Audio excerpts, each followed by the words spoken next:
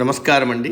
ఈనాటి కమ్మని కథ పేరు కుందేళ్ళు ఏనుగులు. వినిపిస్తున్నది మీ విజయభాస్కర్. ఒక సంవత్సరం వానలు లేక అడవిలో ఏనుగులకు తాగే నీరు కరువై చాలా ఇబ్బంది వచ్చింది. నీటికై వెతుక్కుంటూ ఒక సరస్సు చూసి ఏనుగులు పరుగున వెళ్ళి నీళ్లు తాగటమే కాదు హాయిగా స్నానాలు కూడా చేశాయి. ఏనుగులు పరుగున రావడంతో చెరువు ఒడ్డున నేలలో ఇల్లు కట్టుకొని నివసిస్తున్న కుందేళ్లు భయపడి పరుగు లంకించుకున్నాయి. ఆ పరుగులాటలో కుందేళ్లు ఏనుగుల కాళ్ల కింద పడి కొన్ని నలిగిపోతే కొన్ని చనిపోయాయి. పాపం, చనిపోయిన కుందేళ్లను చూసి మంత్రి కుందేలు రాజు కుందేల్ని కలిసి అనుకోని ఆపదొచ్చి పడింది. మహారాజా, మన చెరువు మీదికి ఏనుగులు దాడి చేశాయి. బలమైన ఏనుగులు అడ్డు ఆపు లేకుండా మన కుందేళ్లను ఇష్టం వచ్చినట్టు తొక్కుకుంటూ నీళ్ల కోసం పోతున్న ఏదైనా మంచి ఉపాయంతో వాటిని ఇక్కడి నుంచి తరిమి కొట్టాలి అంది.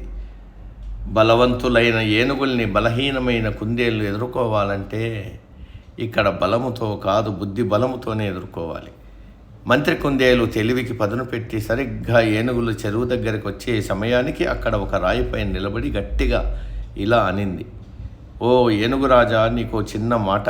ఏనుగు ఆగి, నువ్వెవరు నాకు చెప్పడానికి అంది. నేను మామూలు కుందేల్ని కాను, ఆకాశంలో చంద్రుడు తెలుసు కదా, ఆ చంద్రుడిలో కొలువు ఉండే కుందేల్ని. మా రాజు ఆ చంద్రుడే.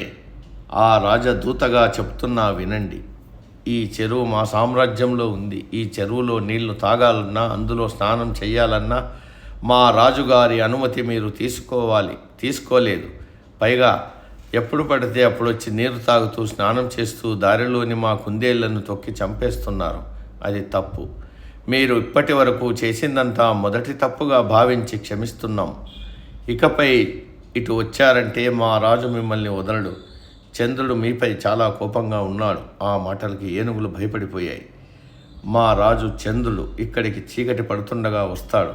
మీలో మంత్రి వచ్చి స్వయంగా క్షమాపణ అడిగితే సరిపోతుంది అంది కుందేలు. అవి సరే అని వెళ్ళిపోయి ఆ రోజు చీకటి పడుతుండగా మంత్రి ఏనుగు అక్కడికి వచ్చింది. అప్పటికి చంద్రుడు ఎర్రగా ఉన్నాడు. చెరువు నీళ్లలో చంద్రుడి బింబం చూపించి, మా రాజు ముఖం ఎర్రగా ఉంది అంటే కోపంగానే ఉన్నాడు. ఇలాంటప్పుడు పలకరించడం ప్రమాదం. చంపేసినా చంపేస్తాడు. ఎందుకొచ్చిన గొడవ? నేను ఆయనతో జాగ్రత్తగా మాట్లాడి మిమ్మల్ని క్షమించమని అడుగుతాను. దూరం నుంచే ఒక నమస్కారం చేసి వెళ్ళిపోండి, మళ్ళీ ఇటువైపు రాకండి అంది. నీటిలోని చంద్రుడికి ఒక నమస్కారం చేసి మళ్ళీ ఇటు రాము అని చెప్పి వెళ్ళిపోయింది ఏనుగు. నీతి, దేహబలం లేకపోయినా బుద్ధి బలంతో గెలవచ్చు.